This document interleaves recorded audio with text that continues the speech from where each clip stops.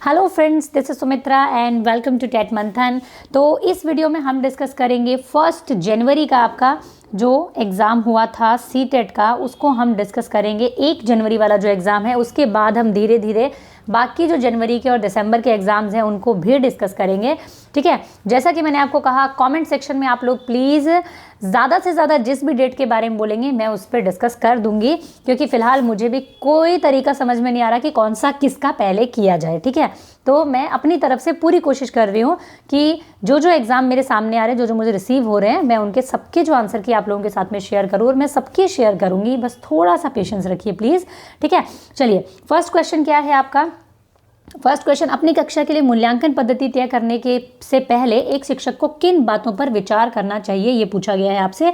मैं आज आंसर बता के चलूंगी फटाफट से। ठीक है, तो क्वेश्चन नंबर फर्स्ट का क्या हो जाएगा, फर्स्ट, सेकंड, थर्ड, फोर्थ। ठीक है, ये तीनों ही इसके उच्च ऑप्शन हो जाएंगे बिल्कुल सही तरीके से, कि मेरे अलावा इन परिणामों का उपयोग कौन करेगा। ठीक है, विशिष्ट छात्रों के अधिगम वक्र का पता लगाने का सर्वोच्च तरीका क्या है, और उसके अलावा कौन सा तरीका अध्यापक को स्वयं के शिक्षा शास्त्र पर चिंतन में मदद करेगा। तो ये चारों ऑप्शन एक तरीके से मेरे हिसाब से, जितना मुझे हिंदी में समझ में आया है, मेरे हिसाब से चारों ऑप्शन ही क्या है आपके ठीक है। चलिए नेक्स्ट क्वेश्चन पे देख लेते हैं। क्वेश्चन नंबर 2 हमारा, क्वेश्चन नंबर 2 क्या कहता है कि निम्नलिखित में से कौन सा सार्थक अधिगम को सुसाध्य करता है। ठीक है, यानी कि एक मीनिंगफुल लर्निंग को सुसाध्य करता है, सार्थक अधिगम को सुसाध्य करता है, ये पूछा गया आपसे। तो एक समस्या पर विविध तरीकों से विचार करने के लिए प्रोत्साहित करना बच्चे को, ये सबसे अच्छा तरीका होता है लर्निंग का। ठीक है, क्वेश्चन नंबर 2 का क्या हो गया, फोर्थ हो गया आपका। क्वेश्चन नंबर 3 की अगर हम बात करें तो क्या है, क्वेश्चन नंबर 3 क्या है, निम्न में से अधिगम का कौन सा परिप्रेक्ष्य ये कहता है कि ठोस प्रलोभनों और पुरस्कारों द्वारा विद्यार्थियों को सीखने के लिए भी प्रेरित किया जा सकता है। तो ये बिहेवियरिज्म इस बारे में बात करता है, जैसे कि आपने सुना होगा कुत्ते वाला, बिल्ली वाला, कि उसको एक प्रलोभन दिया जाता है जिससे कि वो एक्ट करे। तो क्या हो गया आपका, व्यवहारवादी होते हैं जो इस बारे में बात करते हैं। क्वेश्चन नंबर 3 का सेकंड हो गया। क्वेश्चन नंबर 4 की अगर हम बात करें, अनुवांशिक विन्यास के पूर्व निर्धारित रूप से प्रकट होने की प्रक्रिया डैश कहलाती है। I am sorry for this question. इस क्वेश्चन का ये जो अनुवांशिक विन्यास है, इसका एग्जैक्ट मीनिंग मुझे नहीं समझ में आया। ये मतलब इतनी बढ़िया वाली हिंदी है, बट फिर भी मैं ये कहूँगी कि अनुवांशिक विन्यास के पूर्व निर्धारित रूप से प्रकट होने की जो प्रक्रिया है, ठीक है, मतलब कि इसका मुझे लगता है कि इसका अडेप्टेशन होना चाहिए, अगर मैं इसकी लैंग्वेज को थोड़ा बहुत भी समझ पाई हूँ क्वेश्चन की तो। ठीक है, अदरवाइज इसको आप प्लीज़ थोड़ा सा डाउट में लेकर के चलें क्वेश्चन नंबर 4 को। क्वेश्चन नंबर 5 क्या है आपका, क्वेश्चन नंबर 5 है, छोटे बच्चे ज्ञान की संरचना और अर्थ किस प्रकार निकालते हैं। तो सक्रिय अन्वेषण करके, खेल के द्वारा, पदार्थों पर क्रिया अनुक्रिया करके, ठीक है, ऑब्जेक्ट्स को मैनिपुलेट करके वो सीखते हैं, सहपाठियों और वयस्कों संग सहभागिता द्वारा। तो ये चारों ऑप्शन बिल्कुल बढ़िया है। 5th का हो गया 2 आपका। नेक्स्ट है आपका क्वेश्चन नंबर 6 क्या है आपका, जीन पियाजे के सिद्धांत में क्रमबद्धता यानी कि सीरिएशन जो है वो किस संदर्भ में प्रयोग हुआ है। जब हम सीरिएशन की बात करते हैं कि बच्चे में सीरिएशन आ गया है, तो हम किस तरीके से कहते हैं, वस्तु को किसी एक आयाम जैसे कि लंबाई पर आधारित क्रम दे देना। भाई ये वाला क्या है, छोटा है, ये इससे बड़ा है, ये इससे बड़ा है, ये इससे बड़ा है। इस तरीके से बच्चा किसी भी एक आयाम में, चाहे लंबाई के आधार पे, चाहे चौड़ाई के आधार पे, जब एक क्रम देने लगता है, हम उसको कहते हैं सीरिएशन। ठीक है, तो क्वेश्चन नंबर 6 का आंसर क्या हो गया आपका, सेकंड हो गया। क्वेश्चन नंबर 7 क्या है, एक बच्चे में दूसरों की नीयत और इच्छाओं को समझने की योग्यता है। तो यहाँ पे क्या बात हो रही है, दूसरों की नीयत और योग्यताओं को समझने में वो है, तो इसको हम कहेंगे अंतराव्यक्तिक बुद्धि। अगर ये हिंदी में मैं गलत कर दूँ तो इंग्लिश में ज़रूर याद रखना, इंटरपर्सनल इंटेलिजेंस कहेंगे हम इसको। ठीक है, बाकी मुझे लगता है यही होना चाहिए, अंतराव्यक्तिक बुद्धि। ठीक है, ये इंट्रापर्सनल होता होगा शायद हिंदी में, अंतर्व्यक्तिक बुद्धि। तो क्या होगा, इंटरपर्सनल इंटेलिजेंस यानी कि अंतराव्यक्तिक बुद्धि हम इसको कहेंगे। और इस स्टूडेंट ने भी शायद हिंदी की वजह से ही गलती की है यहाँ पे। क्वेश्चन नंबर 7 हो गया आपका। क्वेश्चन नंबर 8 क्या है आपका, क्वेश्चन नंबर 8 है, निम्न में से कौन सा सृजनात्मकता का अनिवार्य लक्षण है।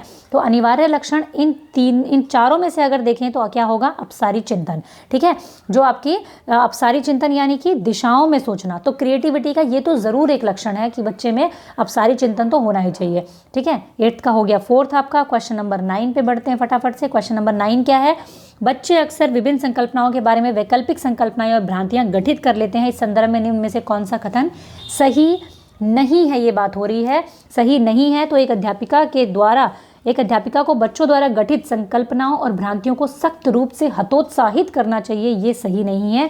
हम उनको प्रोत्साहित करते हैं, ना कि हतोत्साहित करते हैं। ठीक है, डिस्करेज नहीं करते हम कभी भी उनकी वैकल्पिक संकल्पनाओं को और धारणाओं को। ठीक है, चलिए ये हो गया आपका 9th का फर्स्ट नंबर। उसके बाद में हम बात करते हैं लेव वाइगोत्स्की ने बच्चे के स्वयं के संवाद करने की प्रक्रिया में किस शब्द का प्रयोग करते हैं लेव वाइगोत्स्की। तो लेव वाइगोत्स्की उसको प्राइवेट स्पीच या निजी संवाद कहते हैं। क्वेश्चन नंबर 10 का आपका हो गया 3। क्वेश्चन नंबर 11, लेव वाइगोत्स्की के संज्ञानात्मक विकास का सिद्धांत डैश पर आधारित है। किस पर आधारित है? सामाजिक संरचना पर आधारित है। क्वेश्चन नंबर 11 का हो गया 1 आपका। नेक्स्ट देखते हैं क्वेश्चन नंबर 12 आपका। क्वेश्चन नंबर 12 में क्या है, कुछ स्टेटमेंट्स दी हुई है आपके सामने कि कौन सा युग्म सामाजिक संरचनात्मक उपागम के अनुसार छात्रों के पढ़ने को सुसाध्य करता है। सामाजिक संरचनात्मक का मतलब क्या हो गया? सोशल कंस्ट्रक्टिविस्ट, जो कि कौन है आपके, जैसे कि वाइगोत्स्की है। तो उनके अकॉर्डिंग कौन से ऐसे 3 तरीके होने चाहिए पूछा गया है आपसे। तो आंसर क्या हो जाएगा? 4th वाला। 2nd और 3 आपका आंसर हो जाएगा। पहला क्या है, परामति विविध प्रकार की पुस्तकें पढ़ने के लिए देती है बच्चों को और फिर उनके ऊपर नियमित रूप से चर्चा करवाती है। और 3rd नंबर क्या है कि अरुंधति नए शब्दों का अर्थ संदर्भ संबंधित संकेतों के इस्तेमाल पर बल देती है। तो ये दोनों ही क्या है आपके मदद करेंगे। 2nd और 3rd हो गया, यानी 12th का आंसर क्या हो गया? 4th हो गया आपका। ठीक है, क्वेश्चन नंबर 13 क्या है आपका, निम्न में से अधिगम की कौन सी दशा पर विद्यालयों में सबसे अधिक बल देना चाहिए। ठीक है, कौन सी दशा पर? परिवेश से सहभागिता द्वारा कौशलों और ज्ञान का अर्जन करना। 13 का हो गया फर्स्ट आपका। ठीक है, 14 नंबर क्वेश्चन क्या है, विद्यार्थियों में व्यक्तिगत विभिन्नताओं को पूरा करने के लिए एक शिक्षक को क्या करना चाहिए, ये पूछा गया है। 14 का भी आपका आंसर क्या रहेगा? फर्स्ट रहेगा। शिक्षा शास्त्रीय उपागमों और मूल्यांकन के विभिन्न साधनों का उपयोग आपको करना चाहिए। यहाँ पे पेपर पेंसिल गलत है, रटंत प्रवृत्ति गलत है, मानकीकृत यानी स्टैंडर्डाइज्ड पद्धतियाँ और आकलन के तरीकों का उपयोग करना चाहिए। स्टैंडर्डाइज्ड, ये भी हम कहीं ना कहीं थोड़ा सा रॉन्ग मानते हैं। तो फर्स्ट हो गया आपका। 14 का क्या हो गया? फर्स्ट हो गया। जेंडर भूमिकाएं जो होती हैं वो क्या होती हैं, ये पूछा गया है। तो ये आपकी अधिग्रहित व्यवहार होती है, यानी कि एक्वायर्ड बिहेवियर होता है आपका। जो जेंडर के बारे में चीज़ें होती है, जेंडर भूमिकाएं जो होती है कि लेडीज़ ये करेंगी, जेंट्स ये करेंगे, ठीक है, महिलाएं ये करेंगी, आदमी ये करेंगे, ये सब क्या है? ये आप लोगों की जैविक संरचना नहीं है। जैविक, अगर यहाँ पे बात होती है सेक्स के बारे में, तो वो आपकी जैविक संरचना है कि भगवान ने आपको लड़का बना के भेजा या लड़की बना के भेजा। लेकिन बाकी सारी चीज़ें, जितनी भी फालतू बकवास आप लोग सुनते हैं मतलब समाज में कि लड़कियों को ये करना चाहिए, लड़कों को ये करना चाहिए, ये क्या है? हमारा एक्वायर्ड बिहेवियर है, ये जो हमने समाज से एक्वायर किया है, सुन सुन के एक्वायर किया है। तो क्या हो गया आपका? फर्स्ट वाला हो गया। यहाँ पे जेंडर भूमिकाएं, अब यहाँ पे इंग्लिश में पता चलेगा कि इस जेंडर को इन्होंने जेंडर ही लिखा है या फिर सेक्स लिखा है। अगर ये सेक्स भूमिकाएं होगी तो आप सीधा सीधा जैविक संरचनाओं के साथ चले जाएंगे। इंग्लिश वाले पेपर से ही ये पता चलेगा, या इस क्वेश्चन का इंग्लिश उससे पता चलेगा। अगर यहाँ पे जेंडर मेंशन है तो ये अधिग्रहित व्यवहार होगा। ठीक है, 15 का सेकंड हो गया हमारा। 16 क्या है आपका? एक अध्यापिका बच्चों को फ़ोन नंबर रटने के लिए फ़ोन नंबर के 10 अंकों में 3-4 अंकों के समूह में बांटकर याद करना सुझाती है। तो इसको खंडीकरण कहते हैं, सेगमेंटेशन कहते हैं। किसी भी एक बड़ी चीज़ को टुकड़ों में आप कर लो, फिर उसके बाद में उसको आप आराम से याद कर सकते हो। 16 का 2 हो गया। 17 क्या है आपका? 17 क्या है आपका? डैश समाजीकरण का प्राथमिक और डैश समाजीकरण का द्वितीय कारक है। तो हमें पता है कि परिवार कभी भी द्वितीय नहीं हो सकता। तो क्या हो गया? परिवार हो गया आपका प्राथमिक यहाँ पे, और विद्यालय हो गया समाजीकरण का द्वितीय आपका। तो 3rd नंबर ऑप्शन क्या हो जाएगा? 17 का बिल्कुल ठीक हो जाएगा। ठीक है, क्वेश्चन नंबर 18 देख लेते हैं। निम्न में से कौन सा नियम ये सुझाव देता है कि शरीर के विभिन्न अंग विकास के विभिन्न चरणों में भिन्न भिन्न दरों से विकसित होते हैं? तो ये होगा विकास की दिशा जो होती है वो अधोगामी और शीर्षगामी होती है। यही हमें बताता है कि किस तरीके से विकास के शरीर के जो अंग है आपके वो अलग अलग तरीके से भिन्न भिन्न दरों में विकसित होते हैं। भाई पहले हमारी बड़ी मसल्स काम करना शुरू करती है, फिर छोटी मसल्स काम करना शुरू करती है। पहले हमारी स्पाइनल कॉर्ड विकसित होती है, फिर हम बाहर की तरफ विकास करना शुरू करते हैं। पहले हेड का विकास होता है, फिर आपका टो की तरफ जाता है। तो ये सारी दिशाएं कौन बताता है हमें? अधोगामी और शीर्षगामी बताती हैं। तो 18 का क्या हो गया? 3 नंबर आपका ऑप्शन हो गया।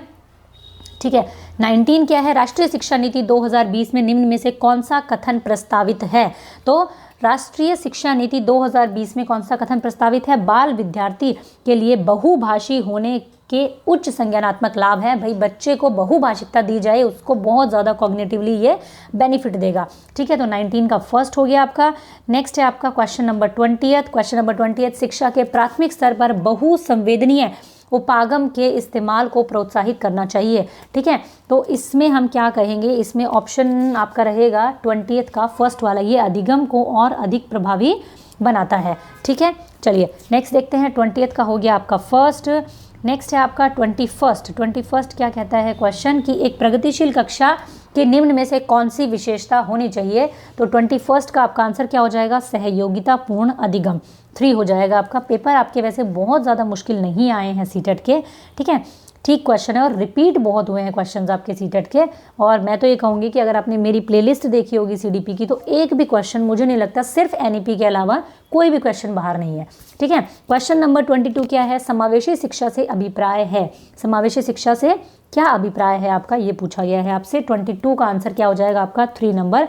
योग्यताओं से परे होकर सभी बच्चों को गुणवत्तीय शिक्षा उपलब्ध करवाई जानी चाहिए, ठीक है। बच्चे किस बच्चे में क्या योग्यताएं हैं, क्या बच्चा में क्या कमी है, उन सब चीज़ों से परे होकर के सबको एक गुणवत्तीय शिक्षा उपलब्ध हमें करवानी है, यही समावेशी शिक्षा का मतलब है आपका। 22 का क्या हो गया, 3 हो गया।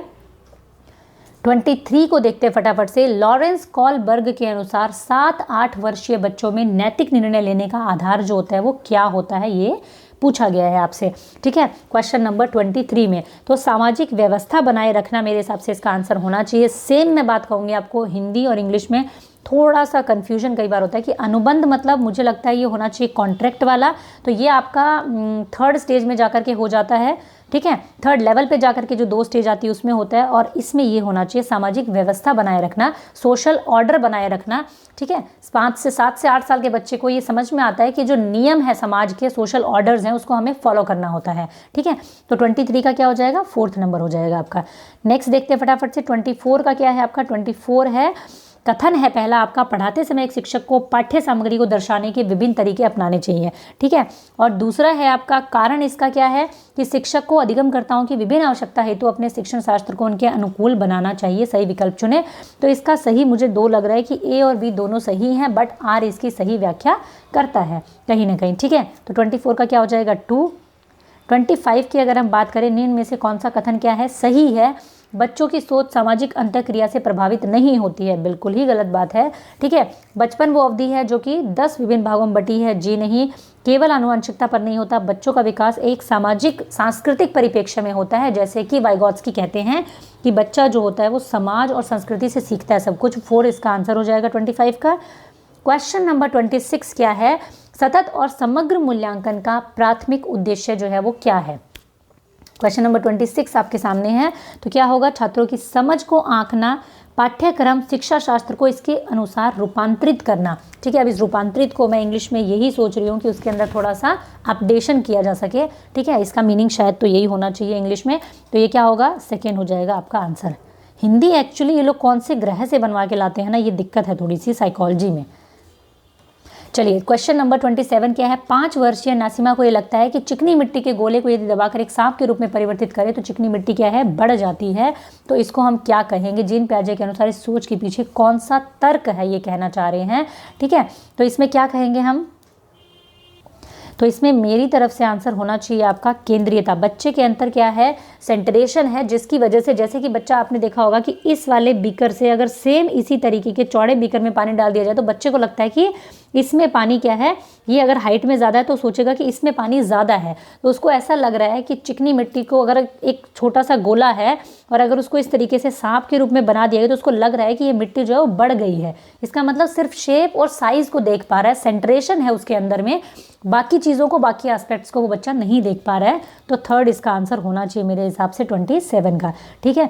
अगर विद्यार्थी अपने कार्य की सफलता को आंतरिक कारणों पर आक्षेपित करता है तो उसमें गर्व की भावना आएगी। 28 का हो जाएगा आपका 4। 29 नंबर क्वेश्चन, सेकंड लास्ट, एक शिक्षक होने के नाते आप अपने छात्रों में समस्या समाधान क्षमताओं को किस प्रकार से सुसाध्य कर सकते हैं, ये पूछा गया है आपसे। समस्याओं के हल हेतु अटल तरीके के इस्तेमाल को बढ़ावा देकर के 29 का क्या हो जाएगा, 4th हो जाएगा आपका। और नेक्स्ट है आपका आज के लिए लास्ट क्वेश्चन इस आंसर की का, एक बच्ची लिखाई में निरंतर कठिनाई का अनुभव करती है, सीधी सी बात है, लिखने में प्रॉब्लम हो रही है तो ये आलेख वैकल्प्य होना चाहिए। मैं आपको बता दूं लिखने में प्रॉब्लम हो रही है, इसका मतलब क्या है, डिस्ग्राफिया है। अब इसको इंग्लिश में चेक कर लेना प्लीज़ कि आलेख वैकल्य को ही डिस्ग्राफिया कहते होंगे ना, तो इसीलिए इसका क्या है, डिस्ग्राफिया हो जाएगा इसका आंसर। तो आप लोगों की जैसे ये 1 जनवरी की आप लोगों के साथ मैंने डिस्कस की है, वैसे ही मैं बहुत सारी कीज़ यानी कि जैसे कि 16 दिसंबर की आप लोगों के साथ डिस्कस कर चुकी हूँ। इसके अलावा मैं 10 जनवरी की आप लोगों के साथ डिस्कस कर चुकी हूँ। मैं 6 जनवरी की और 7 जनवरी की भी आप लोगों के साथ में डिस्कस कर चुकी हूँ। 3 जनवरी की आप लोगों के साथ डिस्कस कर चुकी हूँ। 24 दिसंबर की कर चुकी हूँ। तो प्लीज़, जैसे कि मैंने बताया आपको कि यूट्यूब पे मुझे नहीं लगता पिछले 2 दिनों में इतनी सारी कीज़ किसी ने भी डाली होगी जितनी मैंने आप लोगों के लिए डाली है। ठीक है, मैं रात को 2 बजे तक भी आप लोगों के लिए वीडियो अपलोड कर रही थी, तो प्लीज़ थोड़ा सा पेशेंस रखें। मैं सभी स्टूडेंट्स की कीज़ को जो है पूरी कोशिश करूँगी कि आप लोगों के साथ में मैं डिस्कस करूँ। Thank you, keep learning, keep supporting and keep sharing, और प्लीज़ वीडियो को लाइक कर देना।